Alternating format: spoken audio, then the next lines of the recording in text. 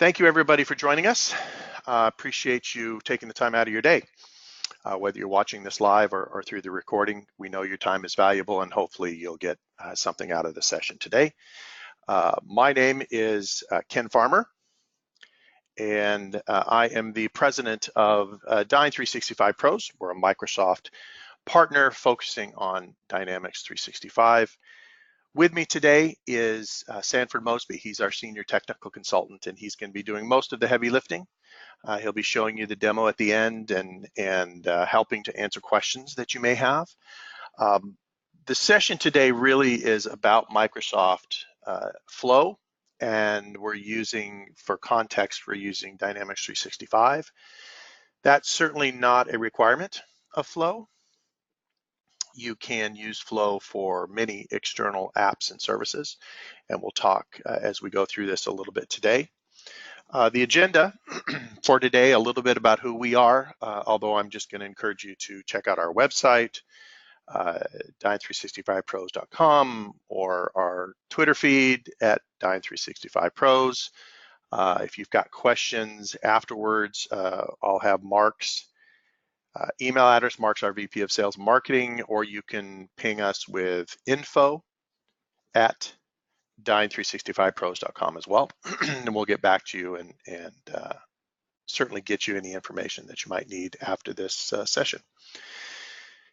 After we kind of go through quickly who we are, we're going to talk about the Power Platform. The Microsoft Power Platform was officially introduced probably a year ago, although it has expanded and grown and really developed into a very substantial part of the Dynamics business app stack.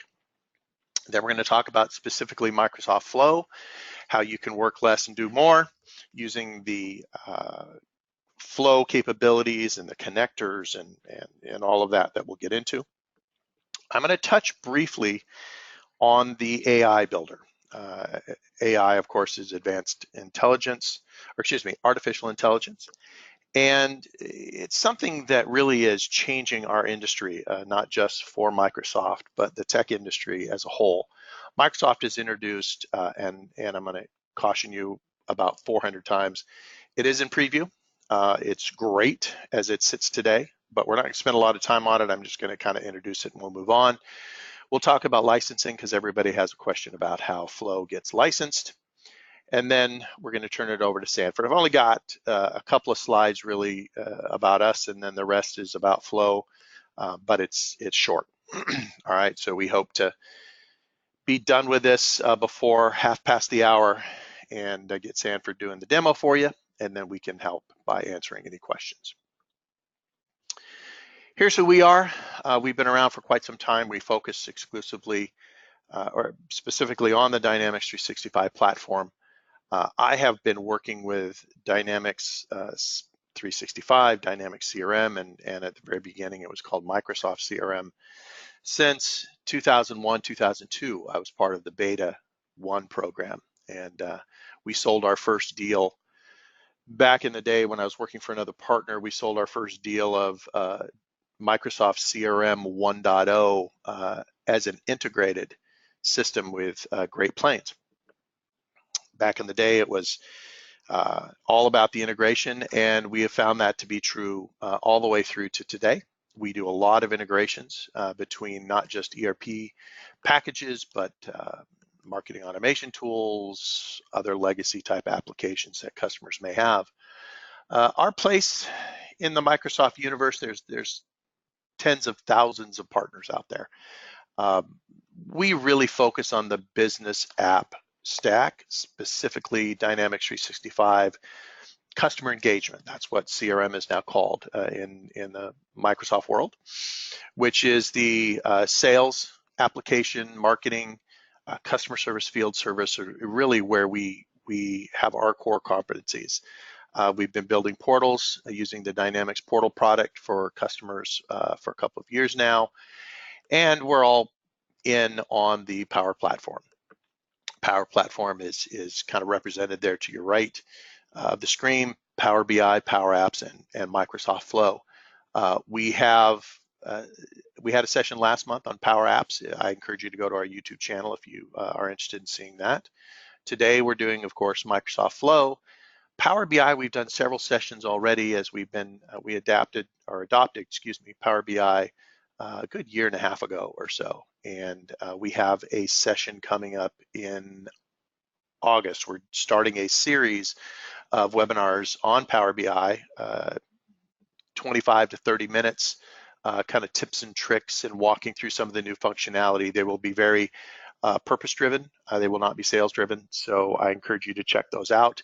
If you haven't received an invite, I know that there's all kinds of people on our webinar today, whether it's existing customers, we've got some prospects, we've got some people we don't know, and we even have other partners that are joining us for this session. So if you haven't been invited or haven't seen those, please, you'll be able to go out to our website or ping us at one of the email addresses and we'll get you an invite to that.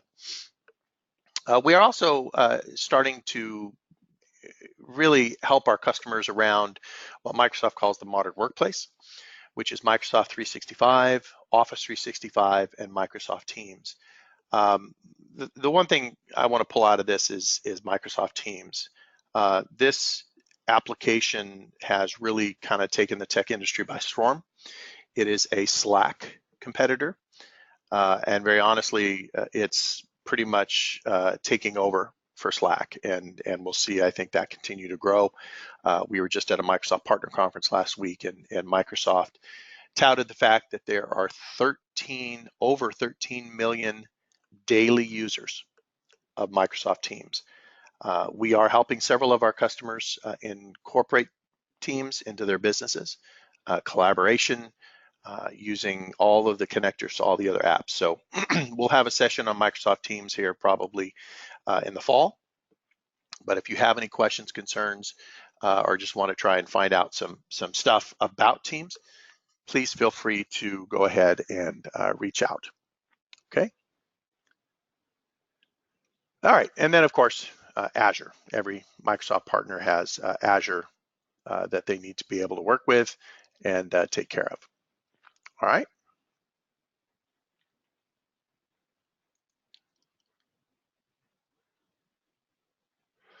All right. Oh, I'm sorry. I just got a note. The Power BI webinar, the first one in the series, is going to be August 7th, and the invites for that are going out later on today. All right, cool. So let's move on to Flow and talk specifically about Flow.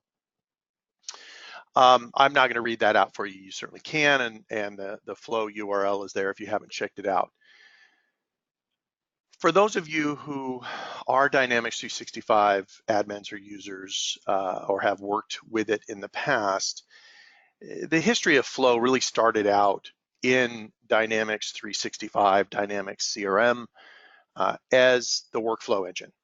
So back in the day, Dynamics had a very, very robust workflow engine, but it was really limited to the application itself. The data contained within the application, the triggers that could get fired from within the application, and then the results and output really happened within the application itself. There were ways through coding and plugins and such to expand on that, but it was limiting. At the time, of course, it was fabulous.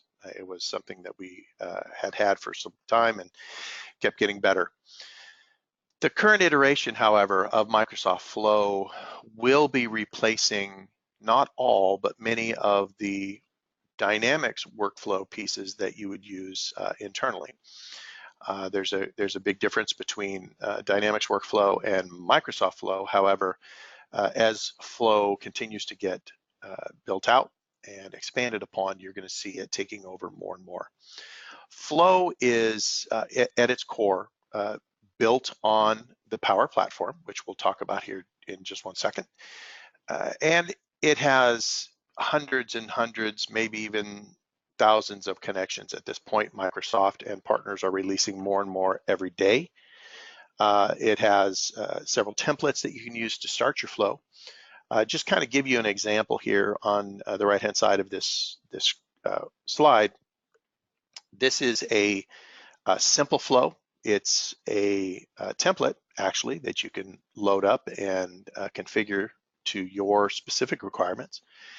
But this basically is a multi-step workflow, taking a series of repetitive tasks that a user may have to perform every day, every week, every month, and automates it, turns it into a complete end-to-end flow to handle these specific tasks. In this case, it's looking for tweets through Twitter that have a specific set of criteria. Maybe it's a hashtag or 2 or 3 hashtags. Maybe it's to or from a specific user.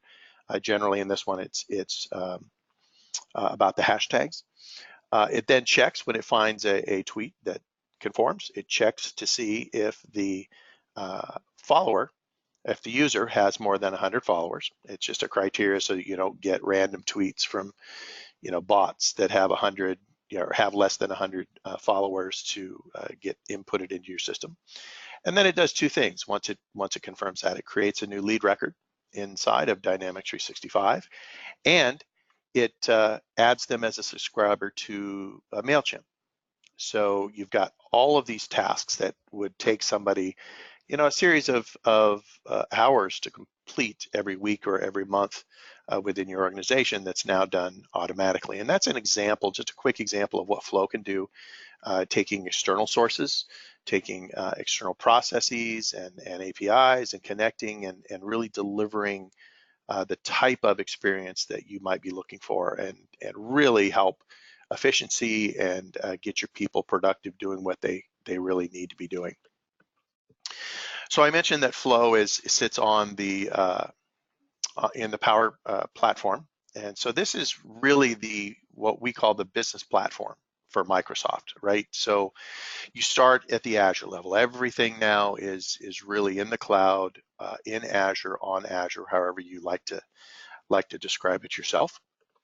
And inside, and if you will, sitting on top of Azure, is the Common Data Service and data connectors. The Common Data Service is really, just consider that your database, right? So the database schema is there, all the tables are there, all the processes and the fields and forms and all of that exist inside of CDS. And that CDS really acts as your database and can be expanded on quite a bit. The data connectors are what are created to access external pieces of data or external services that may be available to you. And we saw on that last slide, 2 of them, or one of them externally is MailChimp. And you can bring all of these pieces together. I'll show you on the next slide some different templates that are available. On top of that, of course, is the big 3, the Power Platform: Power Apps, Flow, and Power BI. Today we're talking about the middle one, of course, Flow. I do encourage you to see not only our video, but other videos out there about Power Apps. We are 100% on board with the Power Platform triad. We're building Power Apps for customers. We've been doing Power BI reports and dashboards now for a good 1.5 years. We feel that those 3 are really going to drive the integration and work that's happening with Dynamics and the platforms for the next 6 to 18 to 24 months. You're going to see a lot of innovation there. On top of the Power Platform, you see the true applications that might be within the business platform, right? You've got Dynamics 365, you've got Office 365, a series of mobile apps and web apps. For those of you who do know Dynamics 365, just really quickly, you can think of Dynamics 365 for sales, for instance, the Dynamics 365 for Sales app, as a complex role-based model Power App, model-driven Power App. And that Power App sits on top of the Common Data Service, and that's where all of the data sits. So I could spend an hour just talking about that, maybe 2, maybe 3, but that really kind of gives you the platform that we're talking about and that we're working with, that gives us all the flexibility we need to do, that we need to perform our processes. You can think of Flow in terms of the Power Platform. You can think of Flow as the thread that really ties all of that together. So the data that you've got, the processes that you've got, the reporting, the consumption of that data, all of those can be tied together through automating a series of repetitive tasks and processes with flow. And that thread really is important and critical, I think, to an efficient delivery system for your users. So flow. Sanford's going to show you some creation of a flow here at the end of my slides, which are almost done. Don't worry. We're going to start with, or when you build a flow, you can start with templates. There are hundreds and hundreds of templates, probably 1,000 of them by now. You can even see by these slides, and this is I pulled a fresh version of this from the Microsoft Flow website yesterday. So those, if you look at, say, the top left, Save Office 365 email attachments to OneDrive for Business, you can see it was created by Microsoft, posted to the template page, and you can see it's been used almost 200,000 times. All the way to on the right-hand lower, you can see that this is a flow that was created, a template that was created by the Microsoft Flow community. So you can see all kinds of different ones that are going to be there. The functionality that it gives you, the processes that it gives you, it's huge. And it really gives you a way to start. So the template it gets the basics built in. You can, in some cases, just provide your credentials, point it to your Exchange, if you will, or your Dynamics, and kind of take it from there. And you've got a flow that's instantly ready to go. I want to talk again, I mentioned the AI Builder. This is available today. It is in preview. You can see the URL there. I encourage you, if you're interested in Flow and you're interested in the AI, the artificial intelligence piece of that, I encourage you to really take a look at the AI Builder. Again, for the 400th time. It is in preview, and every time I've logged in there over the last month or so, I see new things. They're bringing new functionality, they're bringing new interface pieces to it, they're allowing you to really start building out some effective models that will go through the data that you provide and allow you to do some true analysis and with Flow apply that AI to the workflows that you're building. So I'm not, like I said, I'm not going to spend time here. I encourage you to go out there. This is several hours worth of conversation all by itself. We have introduced it to a couple of our clients. We are not doing anything in production because it's still in preview, as you may have heard. And but it's getting there. Just like we did with some of the other pieces and parts of the platform. It's great to start taking a look at it and figuring out some of the capabilities and then start building your business cases. I would recommend nothing go to production until it is out of preview, and even give it a good 6-month cycle, maybe beyond that, to make sure that it's set up. But it's definitely a great way to go. Licensing, my last slide, just because everybody asks about how it's licensed. There's great news in this slide. If you are a Dynamics 365 license holder already, or an Office 365, most of the business licenses, you already have Flow. You are already licensed for Flow, and you can start working on the deep, rich integrations that Flow provides you today. There are a couple of restrictions, just throw it out there. If you've got a what I consider a lower Office 365 license, it's not a business license, it's kind of down the stack, you're not going to have access to Flow that way. And if you're dealing with Dynamics 365 Teams licenses, those have a couple of restrictions as well. The one piece on this I want to call out, just because we get a million questions on it, is the second bullet, if you will, on the pricing chart, maximum number of runs per month per user. And you'll see that it's got everything from 750 in the free plan to 15,000 in the Flow plan 2. And 2,000 runs for Dynamics 365 users. What I want to point out here is how a run is determined. If you are running there's two key points here. So if you're running a flow, and the one that you'll see by Sanford later on today, if it's a single run, so you're automatically triggering a flow process on a record, and it runs and it completes, that's one run. So one run against the one record. If, however, and I think Sanford is going to show this or at least speak to it, you are trying to update, say, 1,000 records. You're trying to update that 1,000 records all at once using a flow. That is considered not 1,000 runs. That's considered a single run, right? So it's a single run against 1,000 records, or it's one run against one record, and that is how they add those up.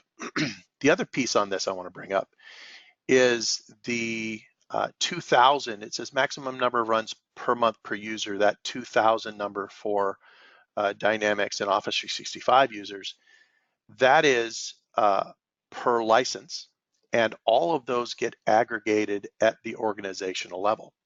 So if you've got, let's just make it easy, 20 Dynamics 365 users, that gives your organization 40,000 runs per month for Flow. It doesn't break it out by, hey, this user has done 2,000, so they're done. It takes that 2,000, aggregates it to the number for the entire organization, and then that's what's placed against your number of runs. Okay, hopefully that helps clarify that a little bit for you. Like I said, we do get a lot of questions on that. And then the last thing I want to point out is under storage. Excuse me. You'll notice that under the Dynamics piece, there's no storage listed. And that's because you already get storage with Dynamics. If you happen to just run Flow by itself, you don't have Dynamics, you don't have Office, that means you don't have any available storage within the CDS, within Azure, within the Common Data Service. So that's why they provide it to you. But with Dynamics, you already have it, so everything is included there. All right. So if you do have any other questions with that, please don't hesitate to contact us. We'll help walk you through it. But I do encourage you, especially if you're a Dynamics 365 or Office 365 user, admin, start playing with it, start working with it, start looking at the templates, start working on your business cases to make your users' lives easier. Because a good business system, and I'm getting on my soapbox for a minute and I apologize, whether it's ERP, whether it's CRM or Dynamics 365 or any other business application, without user adoption, you're going to have all kinds of issues. You're going to struggle as an admin, you're going to struggle as a CXO, you're going to have problems within your business accomplishing your goals. The more you can use things like Power Apps, Flow, and Power BI to serve up, either through Power BI serving up data to your users, with Power Apps providing them with purpose-driven apps they can use on their mobile devices, or through Flow, which again is the thread I think that ties all these together, to automate those crazy mundane tasks that users get driven crazy by. All of those things used effectively are going to improve your user adoption, improve your user efficiency, and work towards getting your business goals accomplished much faster and much easier than you've had the ability to do in the past. Okay, I'm off my soapbox. I apologize. Let's move on. Okay, now we're to the fun part. You guys can unmute me and start getting ready for Sanford's demo. Here's the scenario that we're going to give you today on the demo. Sanford is going to create a flow that's automatically triggered when a new lead record is created in Dynamics 365. The business case is that we have a process, in this case, of needing, from the lead level forward, we need to have the latitude and longitude established for that lead address. And there's a million different reasons to do this, but throughout our process, maybe we have to map out some results. We have to be able to assign people based on geographies. We need to really work our processes through based on the address. So what the flow is going to do is it's going to take the address from the lead record. It's going to call an external service. In this case, I think we're using Bing. And it's going to return the latitude and longitude to the lead record. And we created 2 fields on the lead record to store lat long. And then those can then be used moving forward in all of our processes. All right. So that's the scenario. Sanford, are you ready, my friend? Yes, I am. All right, let me make you the presenter, and then you can go ahead and share your screen, and we should be good to go.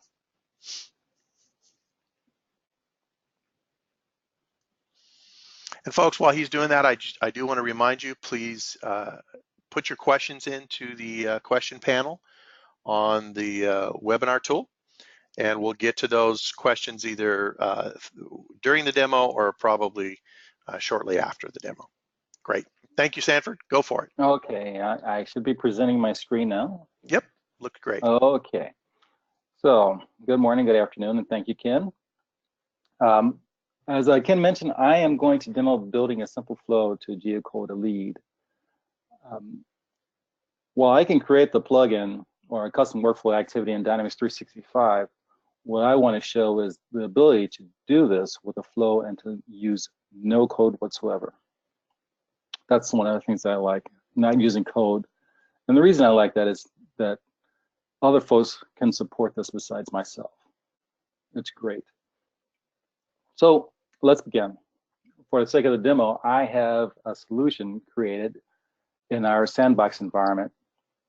And I'm accessing this through the us.flow.microsoft.com URL.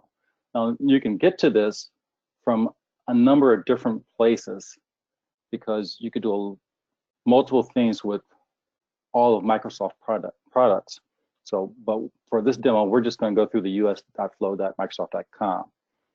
And there I can pull up a solution, again, that's tied to my environment. So I'm going to use this geocoder solution. And in the solution, you notice that I already have a process and the lead entity. And I'm just putting that in there for visibility while we create this process. So the next thing I'm going to do is I'm going to create the flow. I'm going to go with new, flow, and then the flow UI is being presented.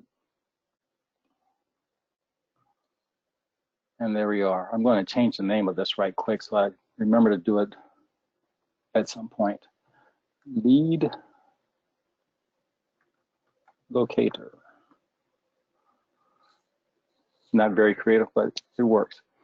What I want to show you is the flow starts with a trigger, and the trigger is based off a connection. Microsoft has provided multiple connectors through this process. As Ken mentioned, there's quite a bit. There's over 100 connectors available at this point. And it seems to increase regularly, if not monthly, maybe a couple of weeks, but it just keeps growing and growing and growing. So we are dealing with a change in the record in the Dynamics 365 environment. So we're thinking of using the Dynamics 365 connector or something else. Oh, one other thing I wanted to point out, you can actually schedule a workflow, or not a flow, but you can schedule a flow with the trigger. So you can schedule it and it could have a recurrence based on the month, hour, or whatever. And that's one of the other powerful things with the flow that you can't do with a Dynamics 365 workflow. Another one of the things that I love. So just wanted to show you that. Now I'm going to select the Dynamics 365 connector.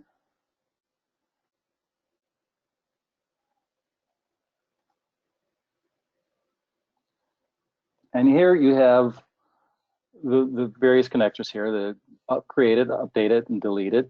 And then you have the two that are in preview.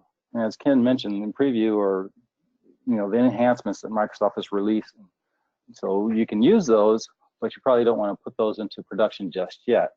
And in most cases with the Flow and Power Apps, when it's in preview, it means that it's coming to production eventually. But As Ken mentioned, that we were going to demonstrate the flow running when a record is created. And what we can do is we can select our connector and our trigger and do that. But that's a simple flow, and it's almost too easy. So I want to do something a little more complicated. Let's create a flow that triggers when the record is updated. And I'll show you why I'm selecting that. So I'm going to get rid of this and go with back to the Dynamics 365 and select when the record is updated. I'm going to pick my environment, which is our sandbox 1, and then I'm going to select leads.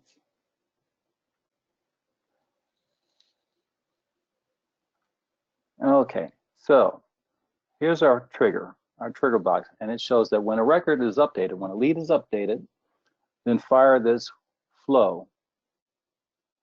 Now, for those of you who have worked with the Dynamics 365 workflow, you know that we can actually get down to the field level. So if a field is updated, then we fire off workflow. Unfortunately, that's not the case with this connector. So whenever the lead is updated, it's going to fire. And while there are a lot of runs available for each instance and user, we want to pare it down to even further to make it run when the field is updated. So the way to do that is to change the connector. So I'm going to go back and I'm going to pick the Common Data Service connector. Remember, the Common Data Service is the underlying system that Dynamics 365 is built on. So what we're going to use is when the record is updated. And here I can select my environment again. And like I said, it can connect to our Dynamics 365 instance. We'll select the lead entity.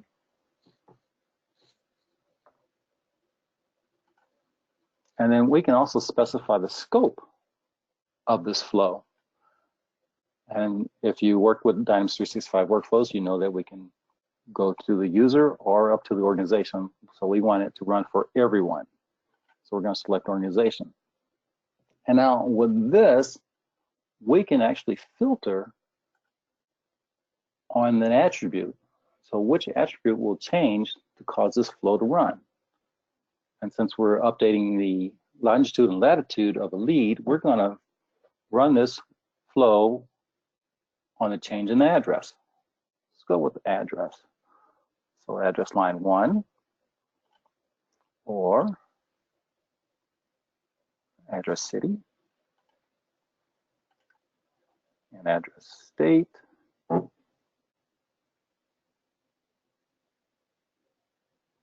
Or province and address zip code or postal code.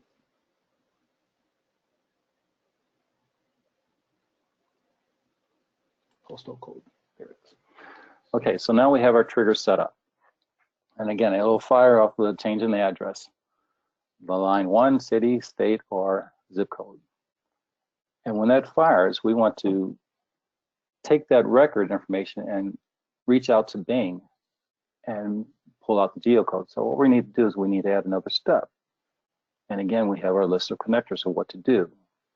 Again, there's multiple options, but we want to go with the Bing. We're going to go with the Bing Maps. And we want to get the location by address. And what this is telling us is what it's expecting to get to process that information to pull out the geocode. So we're going to put in our output from the previous step, which is our address information. So we're going to go with street 1.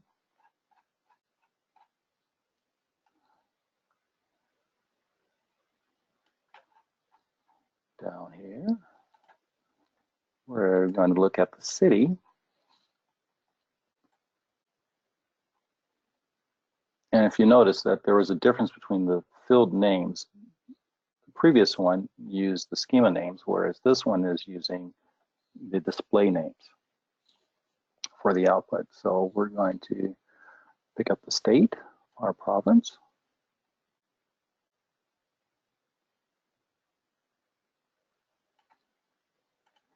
and finally the zip code. And we're not using the country or region because it is expecting the ISO country code.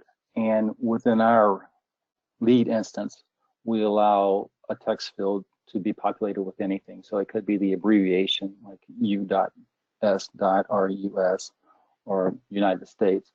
So we're just going to leave that blank. And fortunately, Bing can actually pull the location information based off of the information that we're putting in there, the street, city, state, and zip.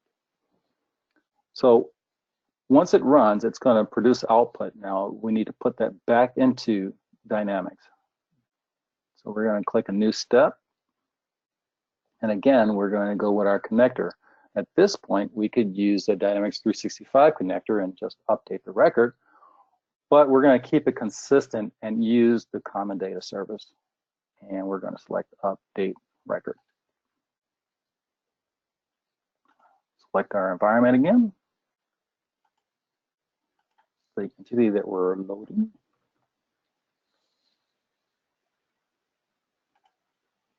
And then our record identifier. At this point, we're going to use the record identifier produced from the output of the first step.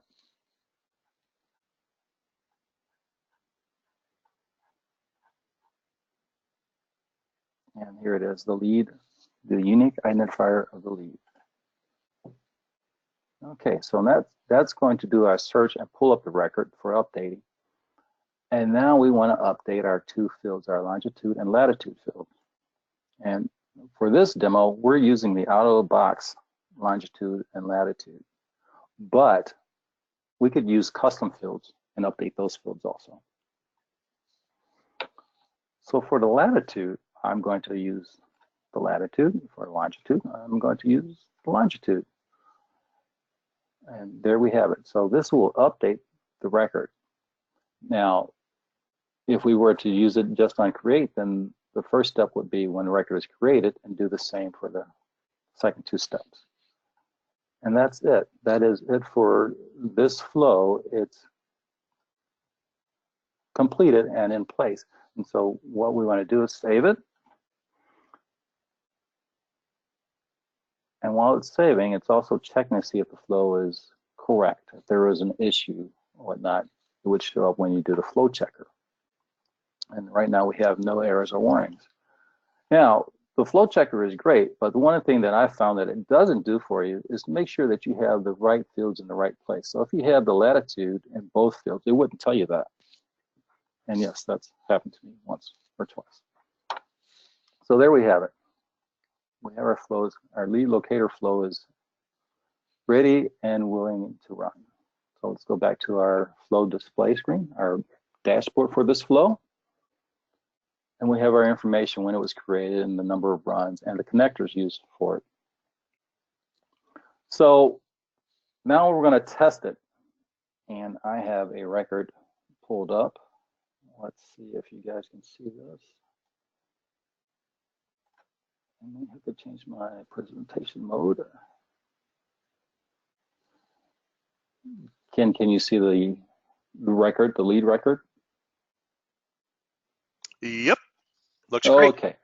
Thank you. All right, so I have a lead record here, and I added the longitude and latitude fields to the form so that we can make a change to see the flow fire and run. So what I'm going to do is I'm going to shorten the address line 1 and save this record. And the flow should run. So I'm going to switch back and see if the flow is running yet. I'm going to click on all runs to see. And there is the first run. It ran. It said it succeeded. So we go back to the record and refresh this.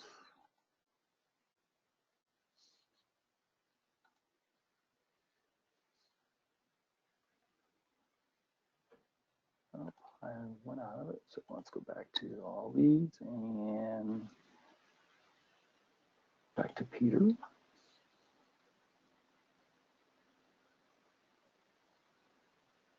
And scroll down. And now the address, longitude and latitude have been updated. And again, that was with the change of the street address. So any of the fields, the state, the zip, or the city, if that changes, then the flow will run also. Now, again, that was a simple flow to do that, and it will update each time there's a change for a lead. And we can, like I said, we can also set it up to run on create. But the other thought was, what about all the historical data? So we have our sample data, and we have our leads, and we don't have longitude and latitude for most of these. So what I can do is run a flow that I've already created. And I'll go back to our solution and show you that flow. So you see the lead locator flow pop up, and it's available now. But I have one here that says button lead geocoder. And this is the flow that I created previously to run against all the records. If you remember, Ken said that we can create a flow to pull records and run against each record, where it only counts as one run. So this is a manually triggered flow using the connector, or the trigger is the button connector. So it says mobile button connector or mobile button trigger, but it can run on the desktop. And once we start that, it'll list all the lead records without the location data. And so I selected my organization, the entity, and then the advanced options, you can create a filter. And so the filter I'm using is address 1 latitude is null. And then it will pull out all the records. Now the best part is, and this is something that you can't do with a Dynamics 365 workflow, is that you can apply a process to each. So we are doing the same thing as the previous flow. We're getting that location address, and we're pulling back the longitude and latitude and populating that record. And if you notice, with this flow, I'm using the Dynamics 365 connector because there's no need to get down to the attribute filtering. So we're just running against the whole database. And again, this is one flow that's going to run against all the records, but count as one execution. I love that. Now, if you think about that, you can set up a trigger on a schedule to run against the whole database, check records, and update nightly, monthly, or hourly. It's great. I love it. Like, I can't speak much more about it than I love it. I love it. I love it. So we have the two flows to geocode. One is done manually, while the other one is on a trigger. One of the other things that you can think of, or if you have noticed, that I selected the instance with my connectors, but you can use multiple instances within one flow. So you can actually sync data from one instance to another using flow. So an example would be a nightly run to update all the records created or updated within one instance to a sandbox instance. The integrations are endless. And I believe I have run pretty fast through my demo, a lot faster than I expected. So Ken, do you have any questions or? Perfect. Thank you, Sanford. That was awesome. Appreciate the fact that you were able to walk through not only the single one, but do multiples at one time. That's great. So hopefully what everybody saw there is the flexibility that we've got with Flow and all of the different connectors. And we do have a couple of questions here. So I want to get through some questions. We've got 12 minutes before the top of the hour. Sanford, I'm going to keep sharing your screen for right now, if that's okay. That's fine. I'll switch back over if I need to on mine. The first question is, John, thank you. Why not use Flow for everything in Dynamics 365? And my take on that, and from talking to Microsoft folks, is you certainly can. It's getting to the point now where if you decided to use Flow for everything that you used workflow before in Dynamics, you certainly could. However, what you need to remember is that when you do a workflow, when you use a workflow inside of Dynamics, it generally triggers immediately. It will happen right away, and if you've got a user that's entering data in a form and they need to see an instant result, for now, the best thing to do is to use a Dynamics workflow. Anything else beyond that, if it's something that's happening in the background, if it's something that is just going to be applied and triggering activities or something like that, definitely use Flow instead. So thank you, good question. Uh, Dawn is asking, what's the best way to select the correct connector since there are so many of them? That's great. Dawn, actually, when I build these, I stumble through, right? I'm not a developer. I'm not doing this every single solitary day. So I have a tendency to go in and grab one. And generally for me, when I'm doing Dynamics work, we're talking inside of Dynamics, I start with the Dynamics connector to see if it allows me to do what I want to do. And if I need to do something that, or use a trigger or something that it doesn't do, then I go to the CDS, the Common Data Service one. And I don't know, Sanford, if you've got anything you want to add to that. Well, the big difference is that you can filter the update on the Common Data Service. For the most part, I would say stick with the Dynamics 365 connector until the Common Data Service is a lot better, which Okay, will happen shortly. cool. All right, thanks. And then let's see. Will Dynamics Flow licenses work for non-Dynamics processes? Yes. So as you saw earlier in a slide, and I'm going to actually take back over and go back to that real quick to answer this, if you don't mind, Sanford. There we go. And let's go back. Show my screen. Screen monitor 2. Perfect. Let's go back to that one. There we go. So you'll notice, as we talked about before, the Flow licenses are included with Dynamics 365. That doesn't mean that you have to use them for only Dynamics processes. You have the ability to mix and match. So back to the example I gave of 20 licensed Dynamics users, you have 40,000 flows. Those can be anything. Those can be external source to external source. They can be or external destination. They can be multiple external sources. They can be a number of different processes. You have database connectors, you have Excel connectors, you have all these other pieces and parts that you can use to build out a flow. And you can be pretty complex in the flow that you're building. We have the ability to branch flow, if this, then that. We have the ability to build in almost anything that we might want. And even though we talk about this being low code, no code, if you had a requirement where you had to go beyond the plug and play connectors and triggers and processes, you can actually create code to do those things. So good question. No, you don't have to stick with Dynamics 365 data or processes only if you have the Dynamics licenses. Okay, great. Pricing, that's another price. So they wanted to see the screen again. Okay, that's good. And I think that's it. Great.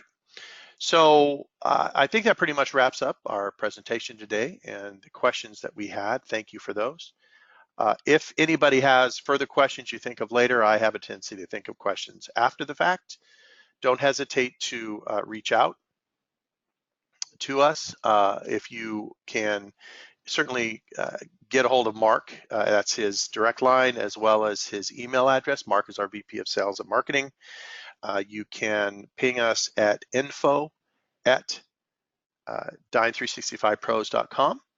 And of course, if you're a customer, you have our support email address. You can always reach out to us that way as well. I want to thank you, everybody, for participating today, your time, your questions, your attention. Hopefully, we provided some good data. You may be getting a survey just in the next couple of days, a couple of questions around, did you find this useful? But also, what other types of sessions would you like to see us do? I mentioned that we're going to start a Power BI practical, functional type of a series here starting next month. August 7th, I think, is the first. But what other kinds of sessions would you like to see? We're doing these at least monthly, if not twice a month, and we would love to hear your feedback on that. So thank you, everybody. Please enjoy the rest of your day. You've got 5 extra minutes we'll give you back from this session. So thank you, and enjoy the rest of your day.